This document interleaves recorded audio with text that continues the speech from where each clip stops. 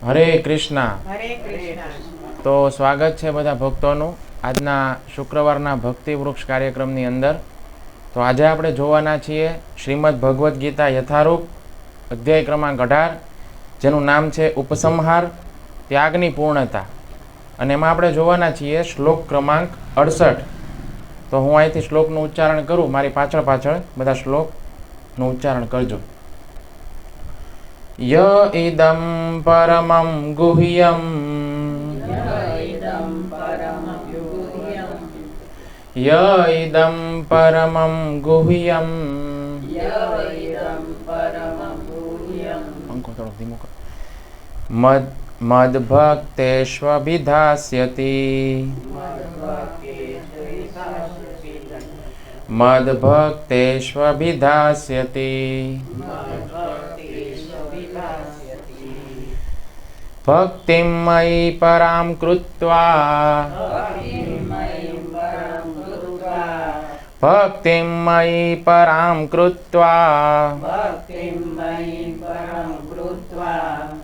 મામે વેષ્યસી અસંશયઃ મામે વેષ્યત્યસંશયઃ ય ઇદં પરમં ગુહ્યમ મદ્ભક્તેષ્વભિધાસ્યતિ ભક્તિમ મયી પરામ કૃત્વા મામે વૈષ્યત્વસંશયઃ. કોઈ પ્રયાસ કરશે? ય ઇદં પરમં ગુહ્યમ મદ્ભક્તેષ્વભિધાસ્યતિ ભક્તિમ મયી પરામ કૃત્વા મામે વૈષ્યત્યસંશયઃ. તો હવે આપણે શબ્દાર્થ જોશું. યહ જે, ઇદમ આ, પરમમ પરમ, ગુહ્યમ ગુહ્ય, મત મારા, ભક્તેષુ ભક્તોમાં, અભિધાસ્યતિ સમજાવે છે, ભક્તિમ ભક્તિ, મયી મારા પ્રતિ, પરામ દિવ્ય, કૃત્વા કરીને, મામ મારી પાસે, એવ જે, એષ્યતિ આવે છે, અસંશય એમાં કોઈ શંકા નથી. તો અનુવાદ હિઝ ડિવાઇન ગ્રેસ એસી ભક્તિવેદાંત સ્વામી શીલ પ્રભુપાદ દ્વારા. શીલ પ્રભુપાદ કી જય. જે મનુષ્ય ભક્તોને આ પરમ રહસ્ય બતાવે છે તે શુદ્ધ ભક્તિ પ્રાપ્ત કરે છે અને અંતે તે મારી પાસે પાછો આવશે. એમાં લેશ માત્ર શંકાને સ્થાન નથી. હવે આપણે ભાવાર્થ જોઈશું. સામાન્ય રીતે એવી સલાહ આપવામાં આવે છે કે માત્ર ભક્તોમાં જ ભગવદ્ ગીતાની ચર્ચા થવી જોઈએ, કારણ કે જે લોકો ભક્ત નથી તેઓ ન તો કૃષ્ણને સમજશે કે ન તો ભગવદ્ ગીતાને સમજશે. જે મનુષ્યો કૃષ્ણને તથા ભગવદ્ ગીતાને મૂળ રૂપે સ્વીકાર કરતા નથી તેમણે મનસ્વી રીતે ભગવદ્ ગીતા વિશે સ્પષ્ટીકરણ કરવાનો પ્રયત્ન કરીને અપરાધના ભાગી ન થવું જોઈએ. જેઓ કૃષ્ણને પૂર્ણ પુરુષોત્તમ પરમેશ્વર રૂપે સ્વીકારવા તૈયાર હોય એવા મનુષ્યો, કાઉન્સમાં લખ્યું છે ભક્તો, ને જ ભગવદ્ ગીતા વિશે સમજૂતી આપવી જોઈએ. આ તો માત્ર ભક્તોનો જ વિષય છે, તાત્વિક તર્ક વિતર્ક કરનારા ચિંતકોનો નથી, પરંતુ ભગવદ્ ગીતાને તેના મૂળ રૂપમાં રજૂ કરવાનો ખરા દિલથી પ્રયત્ન કરનાર મનુષ્ય ભક્તિ કાર્યની અંદર પ્રગતિ કરશે અને શુદ્ધ ભક્તિમય જીવન પ્રાપ્ત કરશે. આવી શુદ્ધ ભક્તિના પરિણામે તે ભગવાનના સાનિધ્યમાં ભગવત ધામની અંદર પાછો જશે, તે સુનિશ્ચિત છે. તો હવે આપણે મંગલાચરણ કરીશું. ઓમ અજ્ઞાનતિમિરંધસ્ય જ્ઞાનાંજનશલાકયા ચક્ષુરુન્મિલિतं યેન તસ્मै શ્રી ગુરુવે નમઃ. શ્રી ચૈતન્યમનોભીષ્ટં સ્થાપિतं યેન ભૂતલે સ્વયં રૂપ કદા મह्यं દદાતિ સ્વપદાન્તિકં. વંદેહં શ્રીગુરો શ્રીયુતપદકમલં શ્રીગુરૂन् વૈષ્ણવાંશ્ચ શ્રીરૂપં સાગ્રજાतं સહગણ રઘુનાથાન્વિतं तं સજીવં સાવદ્વૈतं સાવધૂतं પરિજનસહિतं કૃષ્ણચૈતન્યદેવં શ્રીરાધાકૃષ્ણપાદાન સહગણ લલિતા શ્રીવિશાખાન્વિતાંશ્ચ. હે કૃષ્ણ કરુણા સિંધુ દીનબંધુ જગતપતે ગોપેશ ગોપિકા કાંત રાધા કાંત નમોસ્તુતે. તપ્ત કાંચન ગૌરાંગી શ્રી રાધે વૃંદાવનેશ્વરી વૃષભાનુસુતે દેવી પ્રણમામિ હરિપ્રિયે. વાંછાકલ્પતરુભ્યશ્ચ કૃપા સિંધુભ્ય એવ ચ પતિતાનાં પાવનેભ્યો વૈષ્ણવેભ્યો નમો નમઃ. જય શ્રી કૃષ્ણ ચૈતન્ય પ્રભુ નિત્યાનંદ શ્રી અદ્વૈત ગદાધર શ્રીવાસાદિ શ્રી ગૌર ભક્તવૃંદ. હરે કૃષ્ણ કૃષ્ણ કૃષ્ણ હરે હરે હરે રામ રામ રામ હરે હરે. હરે કૃષ્ણ. તો હવે આપણે શ્લોકને સમજીશું. આ જે શ્લોક છે 18મા અધ્યાયનો 68 નંબરનો શ્લોક અને 69 નંબરનો શ્લોક. તો આ બંને શ્લોકો પ્રભુપાદના ફેવરિટ શ્લોક જે હતા એમાંના શ્લોક છે. કારણ કે આ જે શ્લોક છે તે પ્રભુપાદનું જે મિશન છે, હરે કૃષ્ણ મોમેન્ટ છે, તેને સમાવિષ્ટ કરે છે. એટલા માટે આ શ્લોક પ્રભુપાદને ખૂબ પ્રિય છે. તો પ્રભુપાદ છે એણે તાત્પર્યમાં પણ બહુ સરળ શબ્દોની અંદર લખ્યું છે અને ભગવાન પણ બહુ સરળ શબ્દોમાં આવો સંદેશ આપી રહ્યા છે કે જે વ્યક્તિ ભક્તોને આ પરમ રહસ્ય જણાવે છે એ વ્યક્તિ શુદ્ધ ભક્તિને પ્રાપ્ત કરશે અને એ અંતમાં મારી પાસે આવશે, એમાં કોઈ લેશ માત્ર શંકા નથી. તો ભગવાન એવું કહે છે કે મારો જે આ સંદેશ છે, ગીતાનો સંદેશ, એ કોને આપવો જોઈએ? તો કે ભક્તોને જ આપણે આપવો જોઈએ. ભક્તોને આપવો જોઈએ એનો મતલબ શું? કે જે લોકોને ભગવાનની અંદર શ્રદ્ધા છે એને આપણે આ સંદેશ સંભળાવવો જોઈએ. જે લોકોને ભગવાનની અંદર શ્રદ્ધા છે, ભગવાનને સ્વીકારે છે, ભગવાનના અસ્તિત્વને સ્વીકારે છે, એવા લોકોને આપણે ભગવાનનો આ સંદેશ આપવો જોઈએ. એ લોકોને ભક્તની કેટેગરીમાં મૂકી શકાય.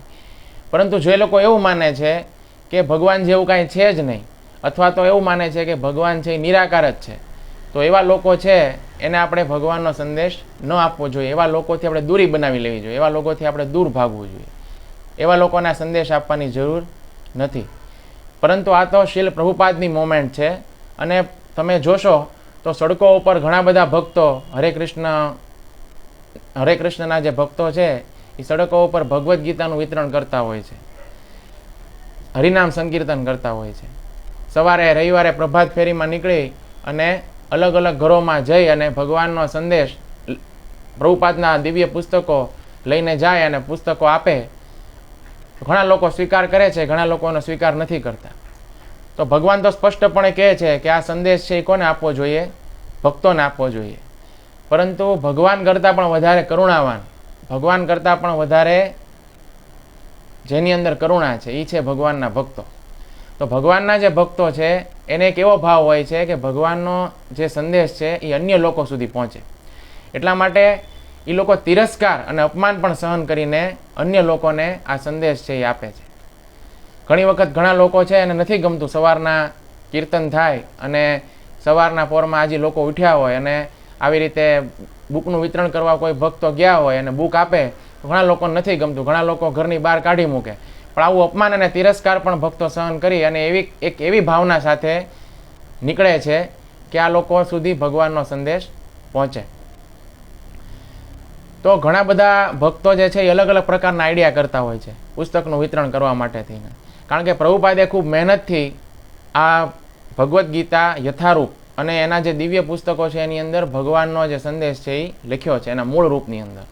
તો યદિ કોઈ વ્યક્તિ જે ભણેલો ગણેલો છે અને સમજદાર છે અને બુદ્ધિમાન છે અને જો આ પુસ્તકનો અભ્યાસ કરે તો એક એવી શક્યતા છે કે એ ભગવાનની ઓર નિકટ આવી શકે અને એના પુસ્તકના પ્રભાવથી કૃષ્ણ ભક્તિની અંદર લાગી શકે, જીવનના લક્ષ્યને સમજી શકે અને એક એવી પણ શક્યતા છે કે ભક્તિમાં આગળ વધે તો અન્ય લોકોને પણ આનો પ્રચાર કરી શકે.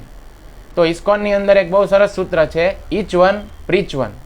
એટલે કે દરેક વ્યક્તિએ જે આ ભક્તિના વિષયની અંદર જાણકારી છે જેની પાસે, એણે એના સંપર્કની અંદર આવતા દરેક વ્યક્તિને આ જાણકારી આપવી જોઈએ.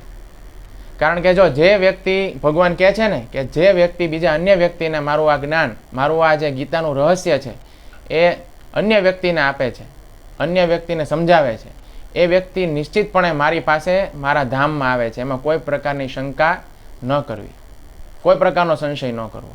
અને ચૈતન્ય મહાપ્રભુએ તો કીધું છે કે જ્યારે કહો ત્યારે કહો કૃષ્ણ ઉપદેશ. તો આપણે જે કોઈ પણ મળે એને આપણે કૃષ્ણનો ઉપદેશ આપવો જોઈએ એવું ચૈતન્ય મહાપ્રભુએ પણ કીધું છે. અને પ્રભુપાદે તો કીધું છે પ્રીચિંગ ઇઝ ધ એસેન્સ. એટલે પ્રચાર છે ને એ જ સાર છે. તો પ્રચાર છે ને એની ઉપર સૌથી વધારે શીલ પ્રભુપાદે ભાર મૂક્યો. કોઈ પણ પરિસ્થિતિની અંદર પ્રચાર અટકવો ન જોઈએ. એટલે ઇસ્કોનની અંદર જે બ્રહ્મ મધ્વ ગૌડીય સંપ્રદાય છે એનો સૌથી વધારે પ્રચાર પ્રસાર થયો છે, ખાસ કરીને શીલ પ્રભુપાદની કૃપાથી. કારણ કે શીલ પ્રભુપાદ 70 વર્ષની ઉંમરે, જ્યારે સંન્યાસીઓને એવો સમય હતો કે જ્યારે સંન્યાસીઓને સમુદ્ર પાર જવાની કોઈ અનુમતિ નહોતી, પણ એવા સમયે પણ સમુદ્ર પાર જઈ અને આખા વિશ્વનું 14 વખત પરિભ્રમણ કરી અને ખૂબ અથાગ પરિશ્રમ કરી માત્ર 4 કલાક જ સૂઈને, ઘણી વખત તો માત્ર 2 કલાક જ સૂઈને પ્રભુપાદે આ બધા પુસ્તકો લખ્યા, શ્રીમદ ભાગવતમ લખ્યું અને આખા વિશ્વની અંદર ઘણા બધા શિષ્યો બનાવ્યા અને ભગવદ્ ગીતાના સંદેશનો, ભાગવતના સંદેશનો ખૂબ જ પ્રચાર પ્રસાર કર્યો. તો આજે આખા વિશ્વની અંદર એમની કૃપાથી ઇસ્કોનના ઘણા બધા સેન્ટર છે અને આજે વિશ્વની અંદર ઘણા બધા ભક્તો છે.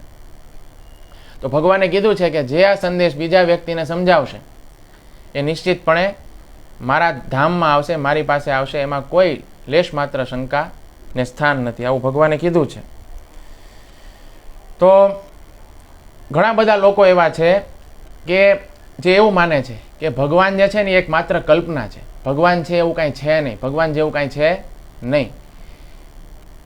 હશે કોઈક વસ્તુ. ઘણા લોકો એવું કહે છે કે બિગ બેંગ થયો અને બિગ બેંગને કારણે મોટો વિસ્ફોટ થયો અને એને કારણે થઈને આ બધી વસ્તુ છે એ અસ્તિત્વમાં આવી. તો ભાઈ, જ્યારે કોઈ પણ પ્રકારનો વિસ્ફોટ થાય ત્યારે તો વિનાશ થાય, સર્જન થોડું થાય. તો સામાન્ય બુદ્ધિની વાત છે કે કોઈ બોમ્બ ફૂટે તો હંમેશા વિનાશ થાય, ક્યારેય સર્જન નથી થતું. આપણે તો નથી સાંભળ્યું કાંઈ સર્જન થયું હોય એવું. પણ આ લોકોની થિયરી એવી છે કે એક બિગ બેંગનો વિસ્ફોટ થયો અને આખું વિશ્વ છે એ અસ્તિત્વમાં આવ્યું, બધું બની ગયું આપોઆપ. તો ભગવાનનું કોઈ અસ્તિત્વ છે નહીં. ઘણા લોકો એવું માને છે કે ભગવાન છે એ નિરાકાર છે, ભગવાનને કોઈ આકાર નથી. માયાવાદી લોકો એવું માને છે કે આપણે બધા જ ભગવાન છીએ અને આપણે બધા એક વખત ભગવાન બની જશું. એ લોકો એવું માને છે. પરંતુ આ બધી છે એ ખોટી અને ભ્રામક માન્યતાઓ છે. તો ભગવદ્ ગીતા છે તેનું રહસ્ય શું છે? ગુહ્ય રહસ્ય કીધું ને, ગુહ્યતમ રહસ્ય. તો ગુહ્યતમ રહસ્ય એ છે કે ભગવાન છે એ એક વ્યક્તિ છે. શું છે? ભગવાન છે એ એક વ્યક્તિ છે. અને ભગવાન વ્યક્તિ છે એટલા માટે ભગવાનને એની પોતાની ઈચ્છાઓ છે. આપણે કેમ ઈચ્છાઓ છે એવી રીતે ભગવાનને પણ એની ઈચ્છાઓ છે. અને એટલા માટે જ આ જે સંસાર છે, આ વિશ્વ છે, એનું એણે પ્રગટીકરણ કર્યું. હવે જો ભગવાન કોઈ વ્યક્તિ ન હોય અને ભગવાન જે છે એના નામનું કોઈ તત્વ જ ન હોય તો પછી એવું કોઈ તત્વ કારણ વગરનો માથાનો દુખાવો શા માટે લે અને આ સંસાર કે જે દુઃખમય છે એવો સંસાર બનાવે, વ્યથાથી ભરેલો સંસાર બનાવે? તો એક નિશ્ચિત યોજના છે, એ યોજના અંતર્ગત આખો સંસાર બનાવવામાં આવ્યું છે. બીજું કે ભગવાન છે એ પરોપકારી છે, એટલે પરોપકાર કરવા માટે ભગવાને આખું સંસાર બનાવ્યું છે. આપણા બધાના સુધાર માટે આ સુધાર કેન્દ્ર ભગવાને બનાવ્યું છે. મતલબ એક નિશ્ચિત હેતુથી ભગવાને આ સંસારની રચના કરી છે. હવે ન્યૂટન છે, એ ન્યૂટનની પાસે જ એક વખત એના મિત્રો આવ્યા અને મિત્રોએ કીધું કે ભાઈ આ સંસાર જે છે એ આપોઆપ ઉત્પન્ન થયું છે, ભગવાન જેવી કોઈ સંકલ્પનાની અંદર અમે માનતા નથી. તો ન્યૂટને કીધું અઠવાડિયા પછી તમે મને મળજો. એટલે એક અઠવાડિયું થયું ને પછી બધા મિત્રો ફરીથી આવ્યા. તો ન્યૂટન છે ને એણે એક આખું મોડલ બનાવ્યું હતું સૌરમંડળનું. તો એણે કીધું કે ભાઈ આ મોડલ બહુ સરસ છે, સુંદર છે, આ તે બનાવ્યું, તમે બનાવ્યું? તો એણે કીધું ના ના, એ તો આપોઆપ બની ગયું. તો બધાએ કીધું એવું તો કઈ રીતે બની શકે કે આપોઆપ બની જાય? એને બનાવનાર કોઈક તો હોવો જોઈએ ને, સર્જન છે તો સર્જનહાર પણ હોવો જોઈએ. તો આપોઆપ તો કોઈ વસ્તુ આપોઆપ બનતી નથી. તો એ કે નિશ્ચિત તે જ બનાવ્યું છે, પણ તું ખોટું બોલે છે. તો કે મેં નથી બનાવ્યું, આપોઆપ બની ગયું છે. તો કે ના ના, અમે નથી માનતા, તે જ બનાવ્યું છે. તો પછી એણે કીધું કે તમે બધા જે એવું કહેતા હતા ને કે આ સંસાર જે છે એ આપોઆપ બની ગયું છે, એને બનાવનાર કોઈ ભગવાન નથી. તો સર્જન છે એનો મતલબ કે નિશ્ચિતપણે એનો કોઈ તો સર્જનહાર છે જ તે, એમને તો કોઈ વસ્તુ અસ્તિત્વમાં આવે નહીં. તો ભગવાન છે એ છે જ તે, એક વ્યક્તિ છે અને એ આપણા બધાના પરમ પિતા છે, શાશ્વત પિતા છે, અને આપણે બધા એના બાળકો છીએ. અને બાળકો છીએ તો આપણે બધા એના આશ્રયમાં છીએ. ભગવાને કીધું છે ગીતામાં ઘણી બધી જગ્યાએ, ભોક્તારમ યજ્ઞ તપસામ સર્વલોક મહેશ્વર સુહૃદય સર્વભૂતાનામ જ્ઞાત્વા મામ શાંતિ મૃચ્છતિ. તો આપણે જ્યારે એમ કહીએ કે સર્વલોક મહેશ્વર, ભગવાન છે એ બધા લોકના મહેશ્વર છે, તો જે લોકો કૃષ્ણમાં નથી માનતા, કૃષ્ણથી ઈર્ષા કરે છે, એ લોકો શું છે ત્યાંથી બધા ભાગવા માંડે છે. એ લોકોને અશાંતિ પ્રાપ્ત થાય છે, એટલે એ લોકો આ સંદેશને ઝાઝો સમય સાંભળી નથી શકતા. પરંતુ જે ભક્ત છે એને જ્યારે કહેવામાં આવે છે કે ભાઈ સર્વ લોકો મહેશ્વર, તો ભક્તો છે તેને શાંતિ પ્રાપ્ત થાય છે, ભક્ત લોકોને આનંદ થાય છે, એટલે ભક્ત લોકો આ સાંભળે છે. ગીતાનો સંદેશ ભક્તો માટે તો એવો છે કે જે ભક્ત છે એને વારંવાર સાંભળવો ગમે છે, કારણ કે એને ભગવાનની કથાની અંદર રસ પ્રાપ્ત થાય છે અને એની સાથે એક પ્રકારની આસક્તિ છે ભગવાનની કથામાં, એટલે એમને ક્યારેય કંટાળો આવતો નથી અને એમાંથી નવીન નવીન રસ પ્રાપ્ત થતો રહે છે. પણ જે લોકો ભક્ત નથી અને કૃષ્ણથી ઈર્ષા કરે છે, ઈર્ષા એટલે કઈ રીતની ઈર્ષા કે હું તો પૈસાદાર છું, મારી પાસે ખૂબ મોટો પાવર છે, મારી પાસે ખૂબ વધારે માણસો મારી નીચે કામ કરે છે, મારી પાસે ખૂબ મોટો બંગલો છે અને હું કૃષ્ણની શરણમાં કઈ રીતે જાઉં, એટલે ભગવાનના અસ્તિત્વમાં માનવાનો ઇનકાર કરે છે. ભગવાન જે છે એની સેવા કરવાનો ઇનકાર કરે છે. તો ભાઈ જો સેવા તો કરવી જ પડે છે, તમે ઈશ્વરની સેવા નથી કરતા તો તમારે માયાની સેવા કરવી પડે છે, અને જો ઈશ્વરની સેવા કરો છો તો માયાની સેવા આપોઆપ બંધ થઈ જાય છે.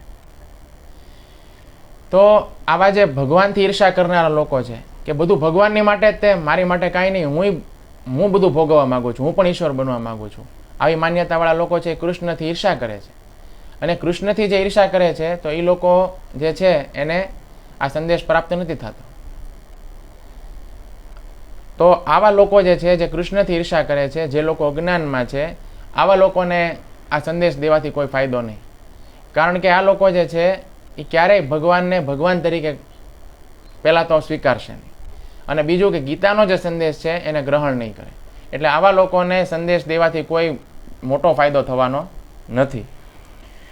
તો ભગવાન છે એ એક વ્યક્તિ છે, આ જે છે એ ગીતાનું ગુહ્યતમ જ્ઞાન છે, અને આપણે જો એના શરણની અંદર જશું તો આ જન્મ મૃત્યુના ચક્રમાંથી છૂટી જશું. તો આ પણ પરમ રહસ્યની વાત છે જે ભગવાન અર્જુનને કહે છે. તો ઘણા બધા ધર્મોની અંદર કાંઈક અંશે કહેવામાં આવ્યું છે, કાંઈક અંશે કહેવામાં નથી આવ્યું, થોડું ઘણું કહેવામાં આવ્યું છે.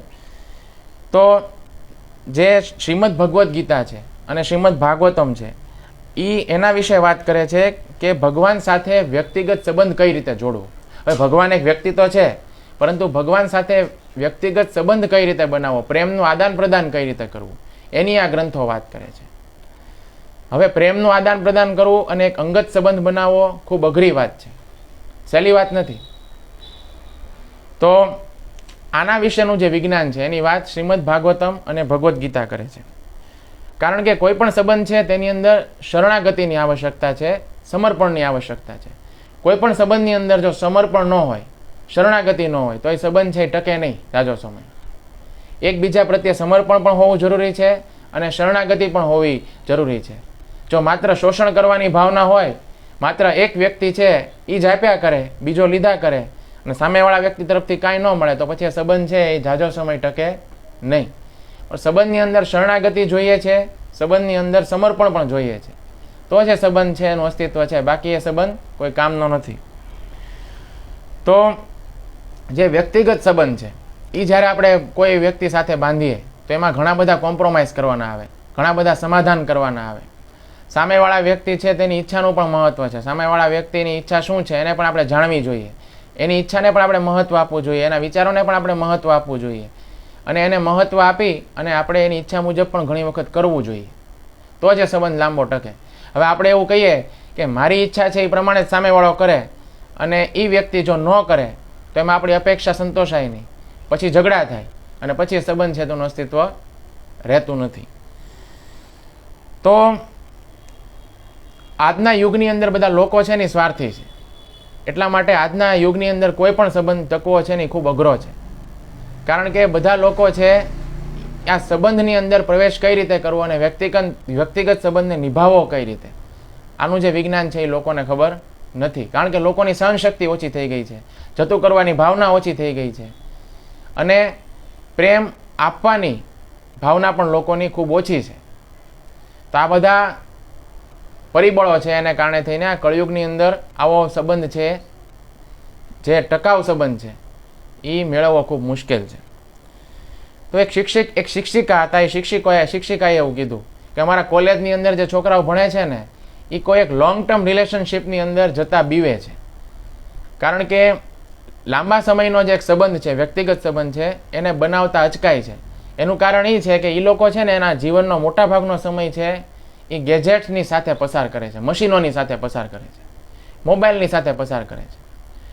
હવે જ્યારે મશીનોની સાથે આપણે કામ કરીએ છીએ ને તો મશીનની સાથે શું ઘટના બને છે કે મશીનની અંદર આપણે કોઈ કાર્ય કરવું હોય ને તો આપણે એક બટન દાબવું પડે છે. બટન દાબીએ એટલે એ કામ થઈ જાય છે, બરાબર, બીજી કોઈ માથાકૂટ નથી. પણ જે જીવતી વસ્તુ છે એની સાથે કામ કરવાનું હોય તો જીવતી વસ્તુમાં એ વસ્તુ બનતી નથી. બટન દાબીએ અને કામ નથી થતું. ટ્રેક્ટર હોય, ટ્રેક્ટર ઉપર આપણે બેસી જઈએ અને ટ્રેક્ટરની અંદર આપણે એક સ્વિચ દાબીએ એટલે ધડ ધડ ધડ કરીને ટ્રેક્ટર છે એ આખું ખેતર ખેડી નાખે, આપણું કામ થઈ જાય, આપણને પરિણામ મળી જાય. પણ એની બદલે જો આપણે બળદથી કામ લેવાનું હોય તો આપણે શું કરવું પડશે? બળદ પાસે જવું પડશે, બળદને પંપાળવા પડશે, પછી બળદ છે તેને ઘાસ નાખવું પડશે, પછી એને આપણે સમજાવવું પડશે કે હવે આપણે એટલા વાગે ખેતરમાં જવાનું છે, આપણે 3-4 સારા શબ્દો કહેવા પડશે, ત્યારે ખેતર ખેડવા માટે તૈયાર થશે અને પછી ખેતર ખેડશે. તો ટ્રેક્ટર અને બળદ બંનેમાં ફરક તો ખરો ને. એવી રીતે જે મશીન અને જીવતા માણસ આ બંનેની અંદર ફરક છે. પણ અત્યારના યુગની અંદર મોટાભાગના જે યુવાનો છે તે વધારે સમય મશીનની સાથે પસાર કરે છે. એટલા માટે જીવતા માણસ સાથેના સંબંધો છે તે ખોખલા બની ગયા છે, એ બહુ ટકાઉ નથી રહ્યા. કારણ કે મશીન સાથે વધારે સમય પસાર કરે છે. હવે સામેવાળો વ્યક્તિ છે એ મારી ઈચ્છા શું છે એ કેમ નથી સમજતો અને હું જે કહું એ પ્રમાણે સામેવાળો વ્યક્તિ કેમ નથી કરતો, આવો દુરાગ્રહ વ્યક્તિ રાખે છે સંબંધની અંદર. હવે સામેવાળો વ્યક્તિ કંઈ કોમ્પ્યુટર તો નથી કે તમે કહો એ પ્રમાણે કોમ્પ્યુટરને તમે જે કમાન્ડ આપો એ પ્રમાણે કોમ્પ્યુટર કરે. પણ સામેવાળો વ્યક્તિ છે જીવતો જાગતો મનુષ્ય છે, એને પણ પોતાના વિચારો છે, એની પણ પોતાની ઈચ્છાઓ છે, એનું પણ પોતાનું જીવન છે, એના જીવનની અંદર પણ પોતાની અમુક મહત્વાકાંક્ષા છે, પોતાનું અમુક લક્ષ્ય છે. આપણે એને સમજતા નથી અને આપણી ઈચ્છાઓને થોપીએ અને આપણી તરફથી દબાણ કરીએ તો એ વ્યક્તિ ક્યારેય આપણું કીધું કરવાનો નથી, કારણ કે એ મશીન નથી. હવે તમે એવું ઈચ્છા કરો કે મારા ઘરે પત્ની આવે અને એ પત્નીની અંદર એક એવું બટન હોય કે એ બટન દાબું અને એ પત્ની ચૂપ થઈ જાય, તો ભાઈ આવું તો બટન કોઈ પત્નીની અંદર છે નહીં. આપણી બધી અપેક્ષા એ મશીન જેવી છે. એટલા માટે કોઈ છે એ સંબંધોની અંદર સફળતા નથી. જે પાશ્ચાત્ય સંસ્કૃતિ છે, પાશ્ચાત્ય દેશો છે, તેની અંદર આનો બહુ વધારે પડતી તકલીફના લોકો મુકાયેલા છે. કોઈ સંબંધ છે એ ટકી નથી શકતા. લોકો 5 વખત લગ્ન કરે, 6 વખત લગ્ન કરે, પણ કોઈ સંબંધ છે તે લોંગ ટર્મ સુધી ટકી નથી શકતો. કારણ કે કોઈ સંબંધની અંદર પ્રામાણિકતા નથી. અને બધા સંબંધો છે એ અંદરથી ખોખલા છે. એટલા માટે કોઈ સંબંધ છે તે લાંબો સમય સુધી ટકી નથી શકતો.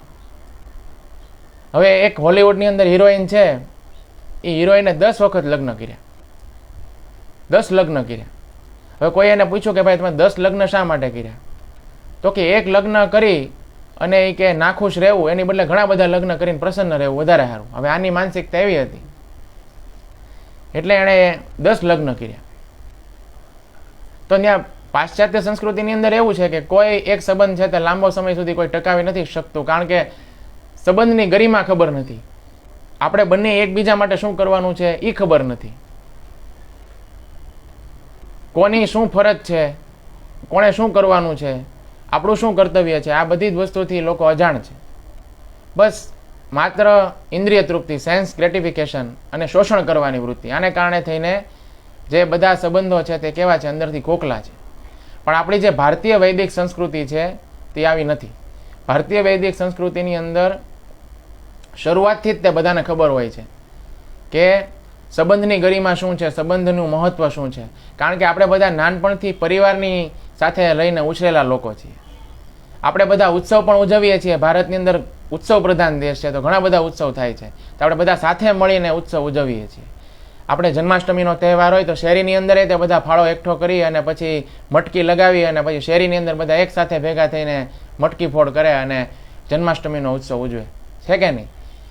તો એકબીજાની સાથે સહકારની ભાવના, એકબીજાની સાથે રહેવાની ભાવના, આપણને લોકો સાથે વ્યવહાર કઈ રીતે કરવો એની ખબર છે. તો ભારતીય સંસ્કૃતિ છે એની અંદર પરિવારનો ખૂબ મહત્વ છે. આપણે પહેલાંના સમયના જે લગ્ન થતા એ લગ્ન છે એ ઠેઠ સુધી ટકતા અને લોકો છે એ સિલ્વર જુબિલી ઉજવતા. 25 વર્ષ છે એ કાઢી નાખ્યા એક સાથે, તો બહુ મોટી વાત કહેવાય. તો લોકો છે એ ઉજવતા આવી રીતે. પણ અત્યારે તો શું છે, આજે લગ્ન થયા હોય તો 6-8 મહિનામાં તો ડિવોર્સની વાત હાલતી હોય. તો આ સંબંધોની અંદર બધી ખૂટતી કડી છે. એનું કારણ છે કે આપણને શરણાગતિ શું છે એ ખબર નથી, સમર્પણ શું છે એ ખબર નથી. તો સંબંધોની અંદર જે વ્યવહાર છે કઈ રીતે હોવો જોઈએ એ આપણને ખબર નથી.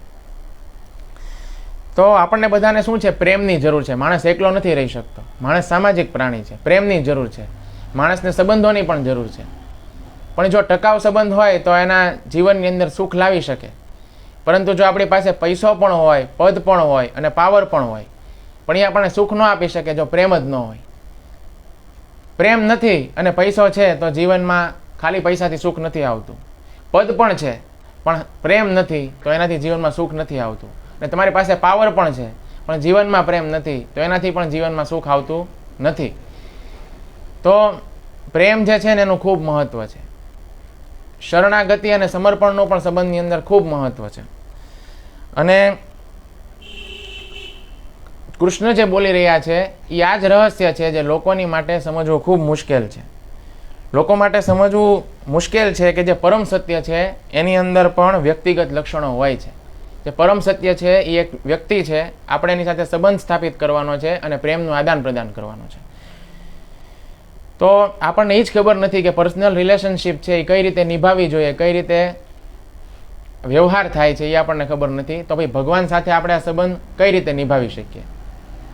પહેલાં તો લોકો સાથે આપણે નિભાવી જાણીએ તો કંઈક ભગવાન સાથે આપણે આ સંબંધ સ્થપાય અને સંબંધ જળવાય. પણ આપણે તો લોકોની સાથેના સંબંધમાં જ કાચા છીએ, એમાં જ આપણે નાપાસ થઈ ગયા છીએ. તો પછી ભગવાનની સાથેના સંબંધની વાત તો બહુ દૂર રહે છે. તો ગીતા છે એ આપણને ધીમે ધીમે શીખવે છે કે આધ્યાત્મિક વ્યક્તિ બનવાનો અર્થ શું છે. પહેલાં તો ગીતાની અંદર આપણને આપણો પરિચય આપવામાં આવે છે કે હું કોણ છું. ઘણા બધા લોકોને તો એ જ ખબર નથી કે હું કોણ છું. તો ગીતાની અંદર ભગવાન કહે છે કે તમે આ શરીર નથી પરંતુ આત્મા છો, અને આત્મા છે ને મારો અંશ છે.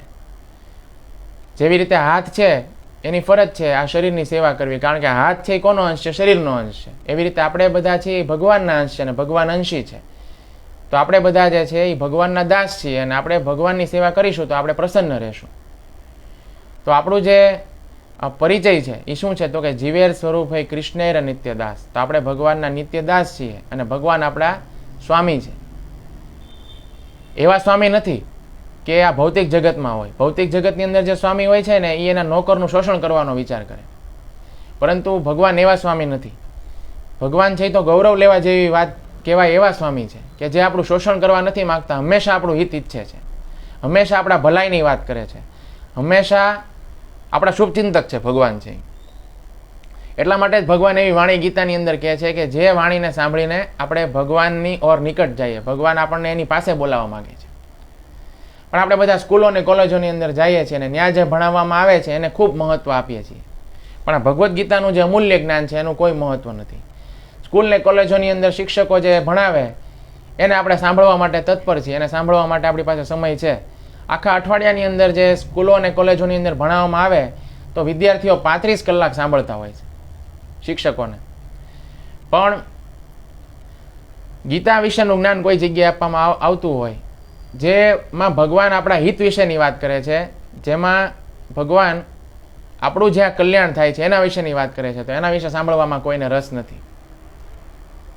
અને જે કાંઈ કામનું જ નથી, જે કોઈ કામમાં નથી આવવાનું, એ બધી વસ્તુ માટે થઈને આપણે 35 કલાક ફાળવીએ છીએ.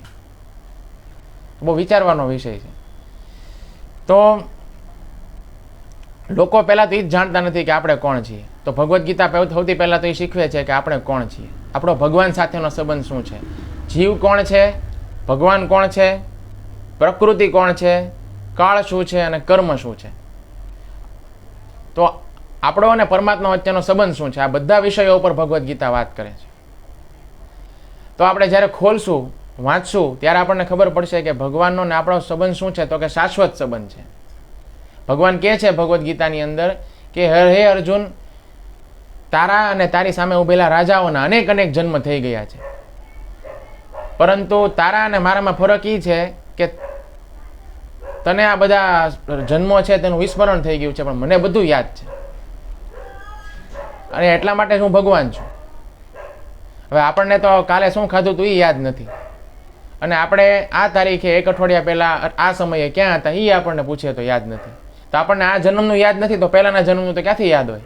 પણ ભગવાન એમ કહે છે કે ભાઈ મને બધા જન્મનું યાદ છે, કે આજથી 10,000 વર્ષ પહેલા તું કયા શરીરની અંદર હતો અને તે શું શું કાર્ય કર્યા હતા, તારા શું કર્મો છે, એ બધું જ મને યાદ છે. તો ભગવાન જે છે એને આ બધી જ વસ્તુ ખબર છે, એટલા માટે એ ભગવાન છે. અને એટલા માટે આપણે ક્યારેય ભગવાન બની ન શકીએ, અને એટલા માટે જ આપણે એની ઈર્ષા કરવાની નથી. બહુ સિમ્પલ વાત છે, પણ આ લોકોને સમજાતી નથી. તો ભગવદ્ ગીતાનો સંદેશ છે ને સરળ લોકો માટે બહુ સરળ છે, અને જે કપટી લોકો છે ને એની માટે બહુ કપરો વિષય છે, એને નથી સમજાતો ઝડપથી, અને એટલા માટે એ ભગવદ્ ગીતા છે એનો તિરસ્કાર કરે છે.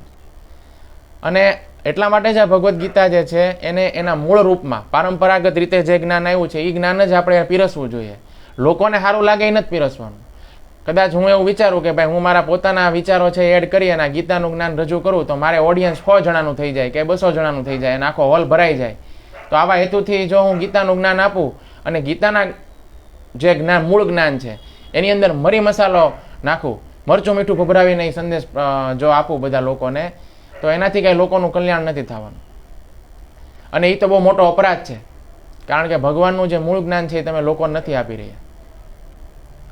તો આપણું જે મૂળ જ્ઞાન છે એની અંદર કોઈ પ્રકારનો ફેરફાર ન થવો જોઈએ.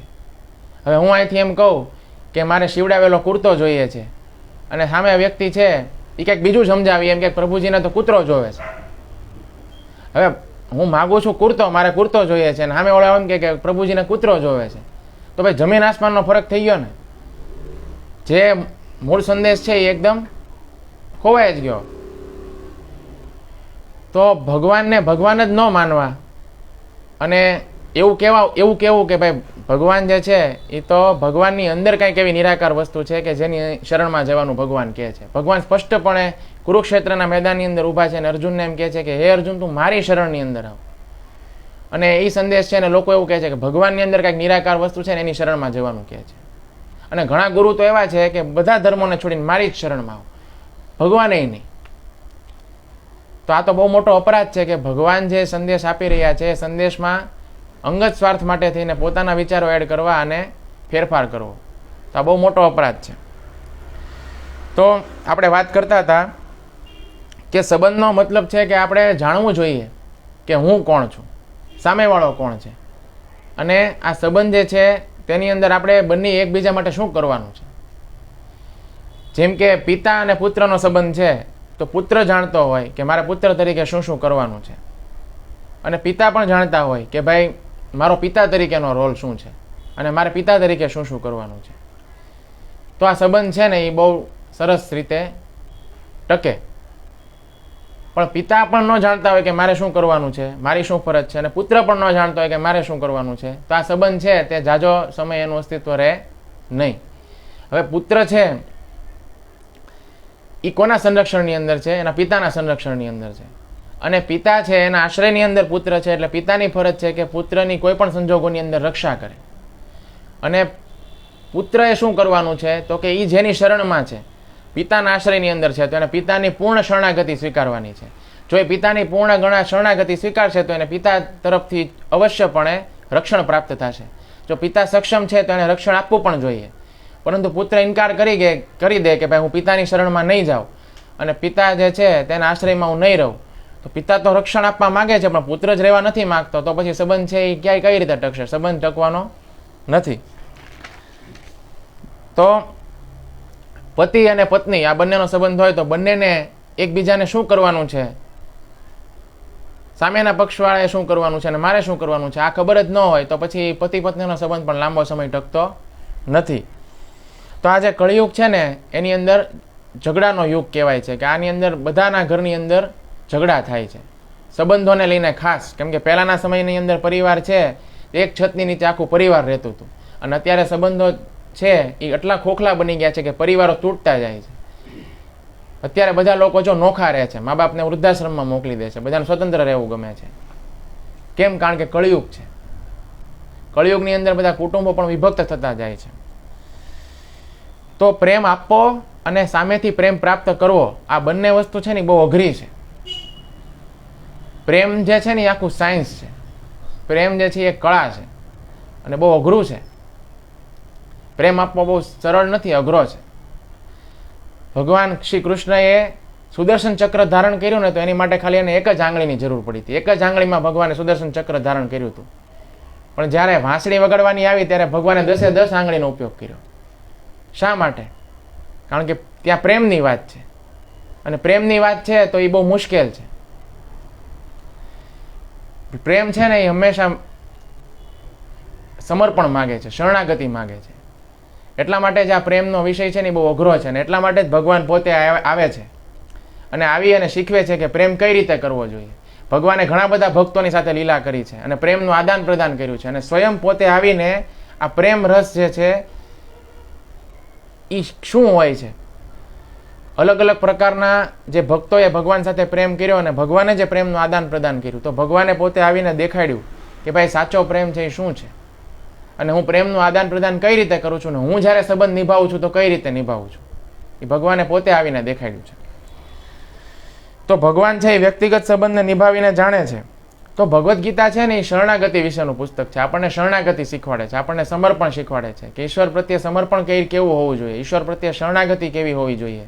તો આપણને ખબર હોય કે ભાઈ ઈશ્વર કોણ છે, ભગવાન કોણ છે, એની અંદર શું સામર્થ્ય છે, એની અંદર શું શું ગુણો છે, તો આપણને એની સાથે પ્રેમ થાય. અને પ્રેમ થાય તો પછી આપણે પ્રેમ છે ને એ એકલો નથી હોતો, પ્રેમની સાથે સેવા પણ હોય છે.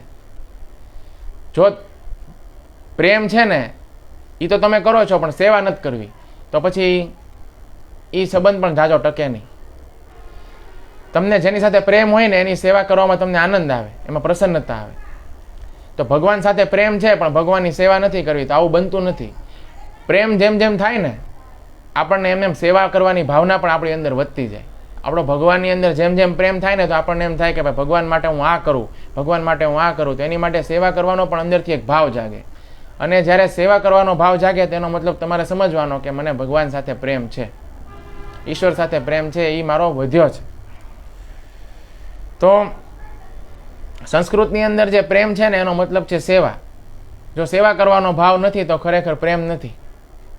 આપણે હું એમ કહું કે ભાઈ મને ભગવાન ખૂબ પ્રિય છે, કૃષ્ણ ખૂબ પ્રિય છે, પણ તમને એમ કહેવામાં આવે કે ભાઈ કૃષ્ણ માટે તમે આજે તમારે જવાનું છે ફલાણા ગામડાની અંદર અને ત્યાં આગળ તમારે હરિનામ સંકીર્તનમાં ભાગ લેવાનો છે અને પુસ્તકોનું વિતરણ કરવાનું છે, આ સેવા છે, કરશો? તો કે ના, એ નહીં કરીએ. તો પછી ભાઈ પ્રેમ નથી. એમ પ્રેમની અંદર શું છે? સેવા કરવાનો એક ભાવ છે. એ હોવો જોઈએ. જો તમે સેવા કરવા માટે તત્પર છો તો તમને પ્રેમ છે. કેમ કે પ્રેમ છે ને એ ખાલી કહેવાની વસ્તુ નથી, એ સેવા દ્વારા આપણે પ્રગટીકરણ પણ કરવું જોઈએ. આપણે પ્રેમનું કે ભાઈ મારો પ્રેમ છે એ કેટલો છે. તો આપણી આસપાસના લોકો જે છે એની સાથે આપણે પ્રેમ કઈ રીતે નિભાવવો જોઈએ, કઈ રીતે વ્યવહાર કરવો જોઈએ, અને પછી એ જ પ્રેમ છે એ ભગવાન સાથે કઈ રીતે કરવો જોઈએ, આ એક આખું સાયન્સ છે, એ આપણે શીખવું જોઈએ. તો દરેકે દરેક વ્યક્તિ છે તેની અંદર ભગવાનની છબી છે અને એની અંદર પરમાત્માનો અંશ છે. તો આપણે દરેકની અંદર પરમાત્માનું દર્શન કરવું જોઈએ અને દરેકે દરેક વ્યક્તિને પહેલાં તો આપણે પ્રેમ કરતાં શીખવું જોઈએ. પછી એ જ પ્રેમ આપણે ઈશ્વરને કરવો જોઈએ. તો આ ભગવદ્ ગીતાની અંદર બધું ડિટેલની અંદર સમજાવવામાં આવ્યું છે. આ આખું ગુહ્યતમ રહસ્ય છે અને આ રહસ્ય જે વ્યક્તિ બીજા વ્યક્તિને સમજાવે છે એ વ્યક્તિ ભગવાનને ખૂબ પ્રિય છે. ભગવાને કીધું કે ગીતાનું જ્ઞાન જે વ્યક્તિ અન્ય વ્યક્તિને સમજાવે છે તો એ વ્યક્તિ જે છે તે મને સૌથી વધારે પ્રિય છે. એનાથી વધારે પ્રિય કોઈ મને હતો નહીં, છે નહીં અને ભવિષ્યમાં થશે પણ નહીં. તો ભગવાનને પ્રિય થવું હોય ને તો સૌથી સહેલામાં સહેલું છે શું? તો કે આપણે ભગવાનના વિષયમાં જે કંઈ પણ જાણીએ છીએ એની બીજાને જણાવવું, બીજાને સમજાવવું. હવે આપણને એમ થાય કે ભાઈ હું બોલું છું અને ભગવાન વિશે કંઈક કહું છું તો સાંભળવા માટે બહુ ઓછા માણસો આવે છે, કાં તો એકાદ વ્યક્તિ જ હોય છે. તો ભગવાનને જ્યારે ભગવદ્ ગીતા કીધી કુરુક્ષેત્રના મેદાનમાં ત્યારે ઓડિયન્સમાં કેટલા જણા હતા? એક જ તે અર્જુન જ હતો.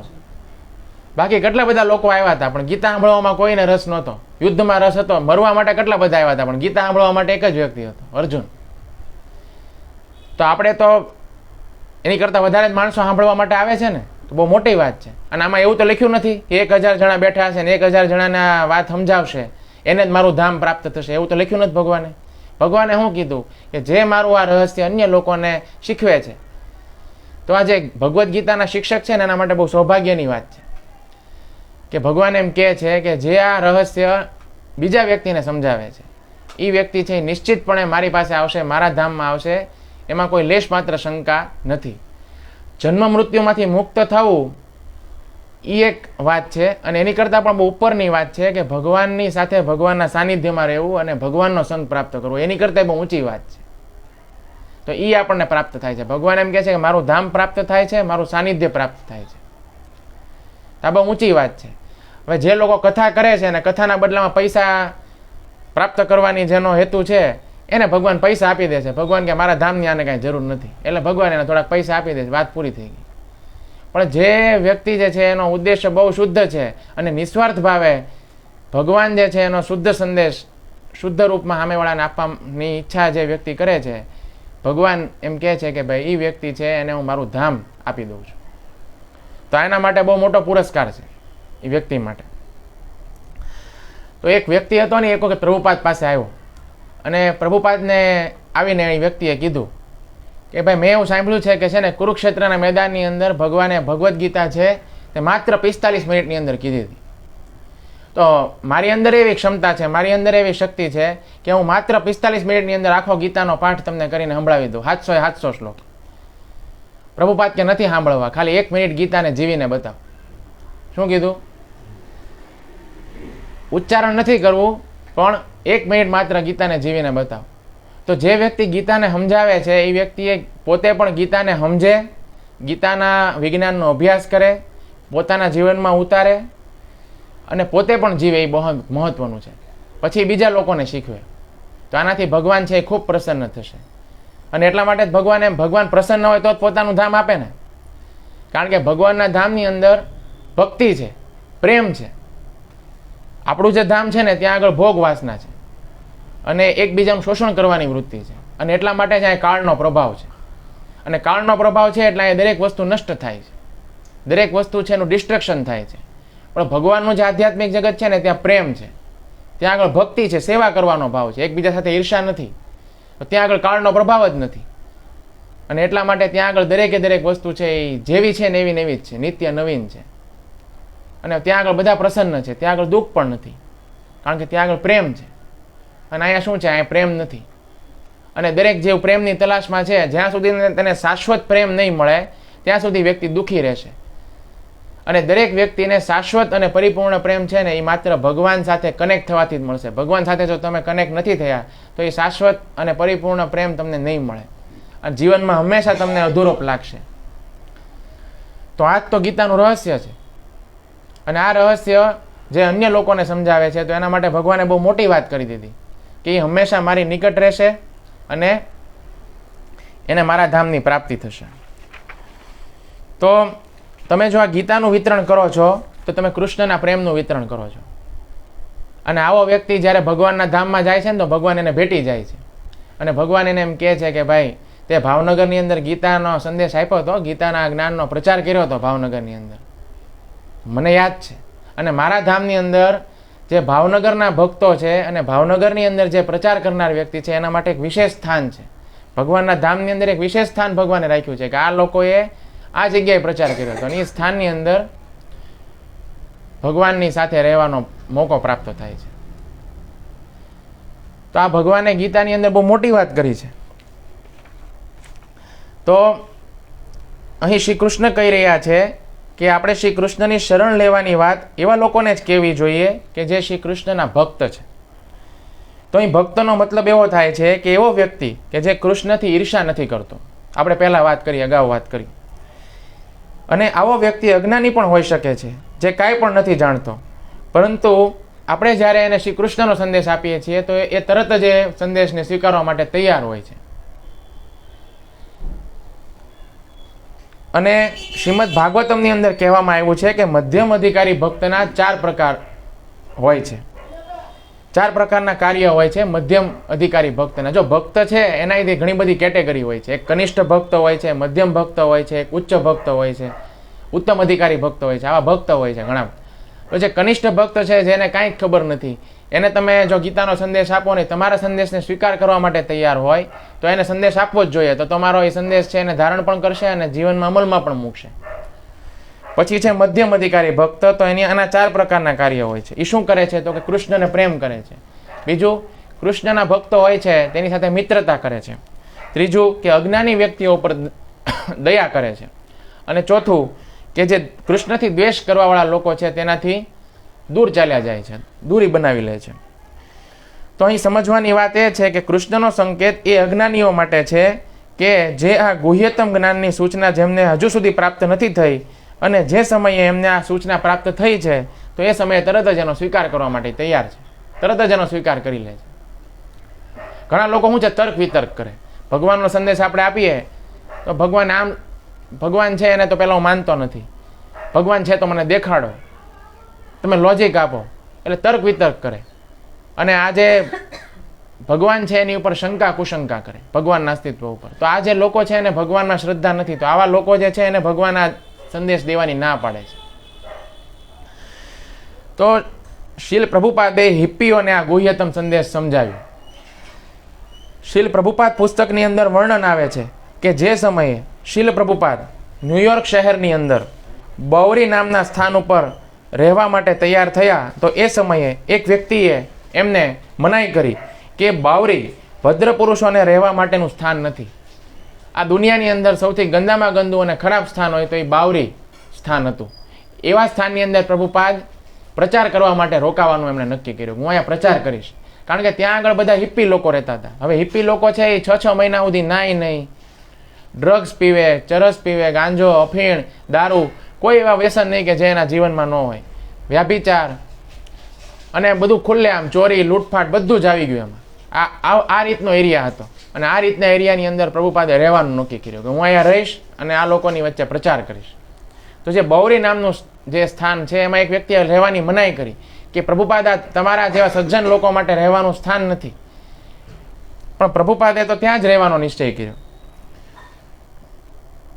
આ સંસારનું સૌથી ભ્રષ્ટ સ્થાન છે, પરંતુ શીલ પ્રભુપાદ જરા પણ ભયભીત ન થયા. જે સમયે શીલ પ્રભુપાદ બાવરી સ્થાનની અંદર રહેવા માટે આવ્યા અને ત્યાં આગળ રહેવા લાગ્યા તો એ સમયે સંધ્યાના સમયે લોકોની સાથે કીર્તન કરવા માટે ત્યાં લોકો આવવા માંડ્યા. પ્રભુપાદે રહેવાનું શરૂ કર્યું અને કીર્તન કરવાનું શરૂ કર્યું. તો એ કીર્તનની અંદર ઘણા બધા લોકો છે ભાગ લેવા માટે પ્રભુપાદની પાસે આવવા માંડ્યા. બાવરીની અંદર શીલ પ્રભુપાદનો સંગીતમય કીર્તન ખૂબ લોકપ્રિય થઈ ગયું, લોકોને ગમવા માંડ્યું. કીર્તનનો કાર્યક્રમ એટલે કીર્તનમાં છે ને નવા ભક્તો હંમેશા વધારે બને. એટલે તમે કીર્તન કરો ને તો કીર્તન દ્વારા ભક્તો વધારે જોડાય છે. પ્રવચનની દ્વારા તો જોડાય જ છે, પણ એવા બહુ ઓછા. કીર્તન દ્વારા લોકો વધારે જોડાય છે. એટલા માટે ચૈતન્ય મહાપ્રભુએ કળિયુગની અંદર હરિનામ સંકીર્તન કીધું છે.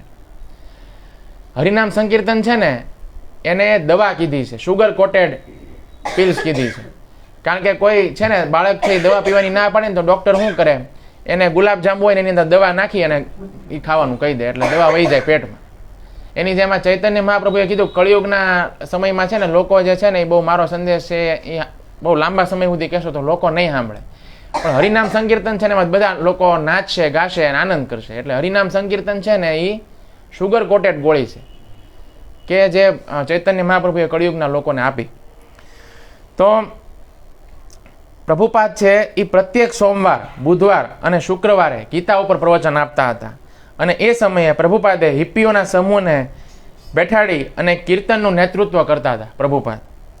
તો એ સમયે વિલેજ વોઇસ નામનું એક માસિક પત્રિકા હતું, એમાં પ્રભુપાદના વિષયની અંદર એક વિશેષ પ્રકારનો લેખ છપાયો.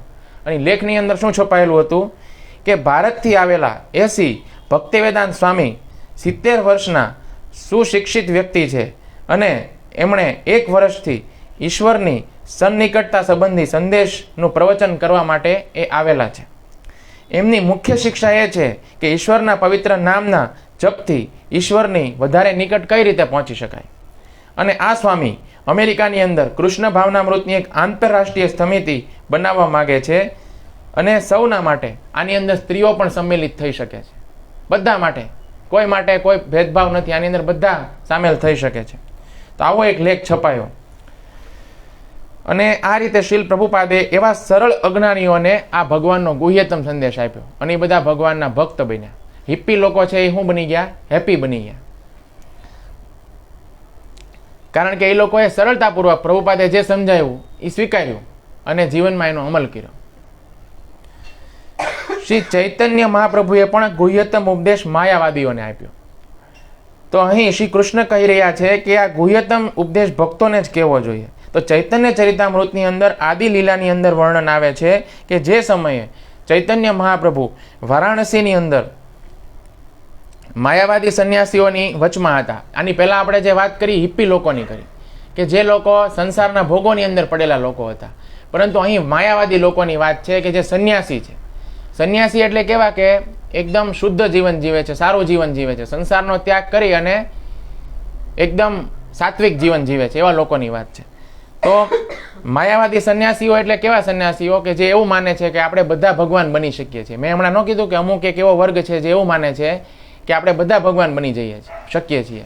તો આવા માયાવાદી લોકો છે એની વચમાં પ્રભુપાદ ગયા વારાણસીની અંદર. ચૈતન્ય મહાપ્રભુ વારાણસીની અંદર માયાવાદી સંન્યાસીઓને મળ્યા. એ સમયે આ માયાવાદી લોકો ચૈતન્ય મહાપ્રભુના સંપર્કમાં આવ્યા અને એ સમયે ચૈતન્ય મહાપ્રભુનું દિવ્ય રૂપ એને જોઈ અને એમની મધુર વાણી સાંભળી અને એ એટલા બધા અધિક આકર્ષિત થઈ ગયા કે એમની વાતને માનવા માટે તૈયાર થઈ ગયા. એમનું એટલું બધું દિવ્ય રૂપ હતું અને વાણી પણ એટલી મધુર હતી કે એને જોઈને એ બધાએ એમ કીધું કે તમે જે કાંઈ પણ કહેશો નહીં, માનવા માટે અમે લોકો તૈયાર છીએ. તો જ્યારે માનવા માટે તૈયાર થયા તો ચૈતન્ય મહાપ્રભુએ પણ એમને ભગવાનનો આ ગુહ્યતમ સંદેશ આપ્યો. તો માયાવાદી લોકો પણ જો માનવા માટે, સ્વીકાર કરવા માટે તૈયાર છે તો એના સંદેશ આપવો જોઈએ. તો આવી સ્થિતિની અંદર ચૈતન્ય મહાપ્રભુએ ગીતાની જે ગુહ્યતમ શિક્ષા છે તેનો ઉપદેશ આ લોકોને આપ્યો. ચૈતન્યએ માયાવાદી સંન્યાસીઓને કહ્યું કે ભક્તની અંદર શ્રી કૃષ્ણના પ્રત્યે પ્રેમ વિકસિત જ્યારે થઈ જાય છે ત્યારે એ પ્રેમનો આનંદ અખૂટ સમુદ્રની સમાન છે. જ્યારે ભગવાનના પ્રત્યે ભક્તના હૃદયની અંદર પ્રેમ જ્યારે વિકસિત થાય છે તો પ્રેમ કોના સમાન છે? અખૂટ સમુદ્રની સમાન છે.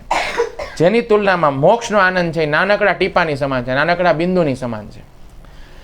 બધા પ્રામાણિક શાસ્ત્રોનો એ જ નિર્ણય છે કે વ્યક્તિએ પોતાના હૃદયની અંદર કૃષ્ણ પ્રેમને જાગૃત કરવો જોઈએ, જે બહુ સુપ્ત અવસ્થાની અંદર પડેલો છે. બધાના હૃદયની અંદર કૃષ્ણ પ્રેમ છે, પણ આ પ્રેમ જાગૃત ક્યારે થાય? જ્યારે આપણે હરે કૃષ્ણ મહામંત્રનો જપ કરીએ, કૃષ્ણ કથા સાંભળીએ, કીર્તન સાંભળીએ, કીર્તનમાં ભાગ લઈએ, ત્યારે આ બધો જે અંદર જે છુપાયેલો કૃષ્ણ પ્રેમ છે, જે સુપ્ત અવસ્થાની અંદર પડેલો છે, જાગૃત થાય. તો કૃષ્ણ પ્રેમની આ વિશેષતા છે કે શ્રી કૃષ્ણના ચરણ કમલોની શરણ પ્રાપ્ત કરવા માટે અધિકમાં અધિક વ્યક્તિને લોભી બનાવી દે છે. વ્યક્તિને લોભી બનાવી દે છે કે આપણે કૃષ્ણની શરણ મારે પ્રાપ્ત કરવી છે. આના માટે વ્યક્તિ વધારે ને વધારે લોભી બને છે. શ્રી કૃષ્ણનો પ્રેમ પ્રાપ્ત કરવું જ જીવનનું પરમ લક્ષ્ય છે. શ્રી કૃષ્ણ જ પરમ સત્ય પૂર્ણ પુરુષોત્તમ ભગવાન છે અને એમનું આખું શરીર છે તે પૂર્ણ આધ્યાત્મિક છે. શ્રી કૃષ્ણના નામ, એમની લીલાઓ બધું આધ્યાત્મિક છે. જે વ્યક્તિ શ્રી કૃષ્ણના દિવ્ય શરીરને ભૌતિક પ્રકૃતિથી નિર્મિત માને છે એ શ્રી કૃષ્ણના ચરણ કમળની અંદર સૌથી મોટો અપરાધી છે. આનાથી વધીને પૂર્ણ પુરુષોત્તમ ભગવાનની અન્ય કોઈ નિંદા નથી. માયાવાદી સિદ્ધાંતો એટલો બધો દૂષિત છે કે એમાં નગણ્ય જીવોને પણ ભગવાન માનવામાં આવે છે. માયાવાદી સિદ્ધાંત અનુસાર શું કીધું મહાપ્રભુએ કે જે સામાન્ય જીવ છે એને પણ એમ કહે છે કે તમે ભગવાન છો. તો આ તો બહુ મોટો અપરાધ છે. તો શ્રી ચૈતન્યની આ વાતોને સાંભળીને ત્યાં ઉપસ્થિત બધા માયાવાદી આશ્ચર્યચકિત થઈ ગયા. અને અહીં શ્રી કૃષ્ણ કહી રહ્યા છે કે માયાવાદી લોકો જો એમનો ઝુકાવ કૃષ્ણની ભક્તિ પ્રત્યે જો થઈ જાય તો એમને પણ આ સંદેશ દેવામાં કોઈ વાંધો નથી, જે રીતે ચૈતન્ય મહાપ્રભુએ એમને સંદેશ આપ્યો. બીજી પંક્તિમાં ભગવાન એમ કહે છે કે મારી પરાભક્તિ પ્રાપ્ત કરીને એ નિસંદેહ મારી પાસે આવશે. તો આ શ્લોકના તાત્પર્યની અંદર પ્રભુપાદ એવું લખે છે કે જો ભગવદ્ ગીતા યથારૂપની અંદર પ્રસ્તુત કરવાથી કોઈ વ્યક્તિ સાચા મનથી એવો પ્રયાસ કરે છે તો એ વ્યક્તિ ભક્તિના કાર્યકલાપની અંદર પ્રગતિ કરે છે અને શુદ્ધ પ્રેમમય ભક્તિ પ્રાપ્ત કરે છે. અને આ શુદ્ધ પ્રેમમય ભક્તિ પ્રાપ્ત કરવાને કારણે ભગવાનના ધામમાં જવાનું નિશ્ચિત છે. તો 1972ની અંદર અમદાવાદની અંદર શીલ પ્રભુપાદે આના ઉપર પ્રવચન આપ્યું હતું, જેમાં પ્રભુપાદે કહ્યું કે જે લોકો બુદ્ધિમાન છે તેમણે અમે નિવેદન કરીએ છીએ, વિનંતી કરીએ છીએ કે કૃષ્ણ ભાવનામૃત આંદોલનને ગંભીરતાથી લે અને સંપૂર્ણ જગતની અંદર એને ફેલાવે. શ્રી કૃષ્ણ કહે છે કેવળ ભગવદ્ ગીતાનો યથારૂપની અંદર સિદ્ધાંતનો પ્રચાર કરવા માત્રથી વ્યક્તિ મહાન ભક્ત બની જશે. ચૈતન્ય ભાગવતની અંદર કહેવામાં આવ્યું છે કે ચૈતન્ય મહાપ્રભુની દિવ્ય લીલાઓને વાંચીને જે ભક્તોને સંભળાવે છે એ અવશ્ય જ ચૈતન્ય મહાપ્રભુની લીલાની અંદર પ્રવેશ પ્રાપ્ત કરે છે. પછી એ જ ગ્રંથની અંતર્ગત કહેવામાં આવ્યું છે કે ચૈતન્યની આવી દિવ્ય મહિમા તથા ચરિત્રોને વાંચીને જે ભક્તોને સંભળાવે છે એને ભગવાન શ્રી ચૈતન્યની પ્રાપ્તિ થઈ જાય છે. અને સંમોહન તંત્રની અંતર્ગત ગર્ગ સંહિતાના મહાત્મયની અંદર અંતિમ શ્લોકમાં કહેવામાં આવ્યું છે કે જે વ્યક્તિ શ્રી કૃષ્ણની આવી દિવ્ય મહિમાને વાંચીને ભક્તોને સંભળાવે છે તો એ સમસ્ત પાપ અને દુઃખથી છૂટી જાય છે. તો જો વાંચીને સંભળાવવાની વાત છે, પ્રવચન કરવાની વાત નથી. જે લોકો મરચું અને મીઠું ભભરાવી અને પ્રવચન કરે છે મસાલાવાળું અને ભગવાનનો શુદ્ધ સંદેશ આપતા નથી, તો એવા પ્રવચનવાળાની વાત નથી. તમારે કાંઈ નથી કરવાનું. ભગવાનની જે લીલા લખેલી છે એને ખાલી કોઈ વ્યક્તિ આમ ચોપડી લઈ અને વાંચીને સંભળાવે ને તો વાંચીને સંભળાવે તોય એમ લખ્યું છે કે સમસ્ત પાપ અને દુઃખથી છૂટી જાય છે. પછી ચૈતન્ય મહાપ્રભુની લીલાને જે વાંચીને સંભળાવે છે એ સ્વયં ચૈતન્ય મહાપ્રભુને પ્રાપ્ત કરે છે. એવું તો નથી લખ્યું કે પ્રવચન કરે છે, વાંચીને સંભળાવે છે એને. તો જે લખેલું છે એને વાંચીને સંભળાવવાનું છે, એમાં તો કઈ અઘરી વાત નથી. તો અહીં શ્રી કૃષ્ણ કહી રહ્યા છે કે જે વ્યક્તિ ગુહ્યતમ ઉપદેશ બતાવી અને લોકોને ભક્ત બનાવશે એને અવશ્ય મારી શુદ્ધ પરાભક્તિ પ્રાપ્ત થશે. પછી આગળ કહે છે અવશ્ય મારા ધામની અંદર આવશે. તો પદ્મપુરાણના ઉત્તરખંડની અંતર્ગત શ્રીમદ ભાગવતમના મહાત્મયની અંદર આવે છે કે જે સમયે ગૌકર્ણ તુંગભદ્રા નદીના તટ ઉપર શ્રી કૃષ્ણની મહિમાથી ભરેલી શ્રીમદ ભાગવતની કથા સંભળાવે છે તો એ સમયે કથા જ્યારે સમાપ્ત થાય છે ત્યારે એક આશ્ચર્યજનક ઘટના બને છે. અહીં ભક્તોથી ભરેલા વિમાનોની સાથે ભગવાન શ્રી કૃષ્ણ પ્રગટ થાય છે. પોતાના પાર્ષદોની સાથે ભગવાન વિમાન લઈને બધાને તેડવા માટે આવે છે અને સ્વયં હર્ષિત થઈ અને પંચજન્ય શંખની ધ્વનિ કરે છે. કૃષ્ણ આવે છે તો એની સાથે કયો શંખ છે? પંચજન્ય શંખ છે. અને પંચજન્ય શંખ છે તેની ધ્વનિ કરે છે. અને એમણે ગૌકર્ણને હૃદયથી લગાડી લીધા અને પોતાના સખા બનાવી લીધા. જુઓ, ભાગવતની કથા કરી, ભગવાનની કથા કરી તો એને શું કરે છે? ભગવાન આવે છે અને પોતાના હૃદયથી લગાડી દે છે, પોતાના ગળે લગાડી લે છે. તો કથા કરનાર વ્યક્તિ ભગવાનને કેટલો બધો પ્રિય છે, ખૂબ પ્રિય છે. ભગવાન કૃષ્ણને 3 પ્રકારના લોકો છે તે સૌથી વધારે પ્રિય છે. જેનું એસોસિએશન પોતે ભગવાન પણ મેળવવા ઈચ્છે છે, જેની સાથે ભગવાન કૃષ્ણ પોતે સંગ કરવા ઈચ્છે છે, અને હંમેશા એ વ્યક્તિની સાથે જ ભગવાન રહે છે દરેક સમયે, અને હંમેશા ભગવાન એ વ્યક્તિનું રક્ષણ કરે છે અને પ્રોટેક્શન આપે છે. કેવા 3 પ્રકારના લોકો? એક જે ભગવાનની કથા બોલે છે, એક જે ભગવાનની કથા સાંભળે છે, અને ત્રીજા કે જે આ બંને વસ્તુ કરવા માગે છે પણ કોઈક એવા જેન્યુઅન કારણસર એ વસ્તુ કરી શકતા નથી. આ 3 લોકોને ભગવાન પોતાનું પર્સનલ સંગ આપે છે, પોતાનું પ્રોટેક્શન આપે છે અને હંમેશા એની સાથે રહે છે. તો અહીં ગૌકર્ણએ કથા કરી, ભગવાનને ખૂબ પ્રિય છે આવા ભક્તો, એટલા માટે એને પહેલાં તો ગળેથી લગાડે છે અને ભેટી જાય છે, અને પછી શું કરે છે, પોતાના મિત્ર સખા બનાવી લે છે. અને એમણે ક્ષણભરની અંદર અન્ય બધા જ શ્રોતાઓને પણ મેઘની સમાન શ્યામ વર્ણ રેશમી પિતાંબરધારી બનાવી દીધા. પિતાંબરધારી બનાવી દીધા, પોતાના ગોપ સખા બનાવી દીધા. પિતાંબરધારી કોણ હોય? કૃષ્ણની સાથે રહેતા હોય બધા ગોપ સખા હોય, તો બધાને ભગવાને શું બનાવી દીધા? ગોપ સખા બનાવી દીધા. અને પછી બધા જ લોકો ગૌકર્ણની કૃપાથી વિમાન ઉપર ચડાવી દેવામાં આવ્યા અને એમને શ્રી વિષ્ણુની સેવા કરવા માટે વૈકુંઠ ધામ મોકલી દેવામાં આવ્યા. જેટલા લોકો કથા સાંભળતા હતા એ બધા માટે વિમાન આવ્યા અને બધાને વિમાન ઉપર ચડાવીને ક્યાં મોકલી દીધા? વૈકુંઠ ધામની અંદર મોકલી દીધા. તો એવું નથી જે વ્યક્તિ પ્રચાર કરે છે એનું જ કલ્યાણ થાય છે. પ્રચારની અંદર જે વ્યક્તિ સહયોગ આપે છે એનું પણ કલ્યાણ થાય છે. જે લોકો પ્રચારની કોઈ સેવા હોય એની અંદર કંઈક પોતાનું યોગદાન આપે છે, પ્રચાર થતો હોય અને કોઈ વ્યક્તિ કથા કરતો હોય એને સાંભળવા માટે લોકો બેસે છે, તો આ બધાનું કલ્યાણ થાય છે. આ બધાને એક સરખું ફળ મળે છે. અને ગૌકર્ણએ પણ ભાગવતના રૂપની અંદર શ્રી કૃષ્ણની ગુહ્યતમ મહિમા બધા લોકોને સંભળાવી હતી. એટલા માટે ભક્ત વત્સલ ભગવાન શ્રી કૃષ્ણએ ગૌકર્ણને આ કાર્યથી પ્રસન્ન થઈ અને એમને પોતાની સાથે પોતાના ગોપોના પ્રિય ગોલોકધામ આપ્યું. જે ગોલોકધામ છે એ વૈકુંઠથી પણ ઉપર છે. તો વૈકુંઠથી પણ ઉપરનું ધામ, વૈકુંઠથી પણ જે ઉપર છે ભગવાનનું ગોલોકધામ છે, ત્યાં એની પ્રાપ્તિ ગૌકર્ણને થઈ. કારણ કે ભગવાનનું જે ગુહ્યતમ જ્ઞાન છે એ અન્ય લોકોને એને આપ્યું હતું. તો ભગવાન ખૂબ પ્રસન્ન હતા. તો અહીં શ્રી કૃષ્ણ કહી રહ્યા છે કે જે વ્યક્તિ કૃષ્ણની ગુહ્યતમ મહિમાને લોકોને બતાવે છે અને લોકોને કહી અને ભક્ત બનાવે છે તો એ કૃષ્ણને વિશેષતઃ પ્રિય છે. તો અહીં પ્રભુપાદ એવું કહે છે કે ભગવાન અર્જુનને એવું સંદેશ આપી રહ્યા છે કે હે અર્જુન, જો વ્યક્તિ અન્યને મારી શરણ લેવાનો ઉપદેશ આપી અને મારો ભક્ત બનાવે છે, એ વ્યક્તિ મારી પરાભક્તિ પ્રાપ્ત કરી અને મારી નિકટ આવે છે. આ પ્રકારની નિકટતા પ્રાપ્ત કરવા માટે તું પણ મારી શરણ લે.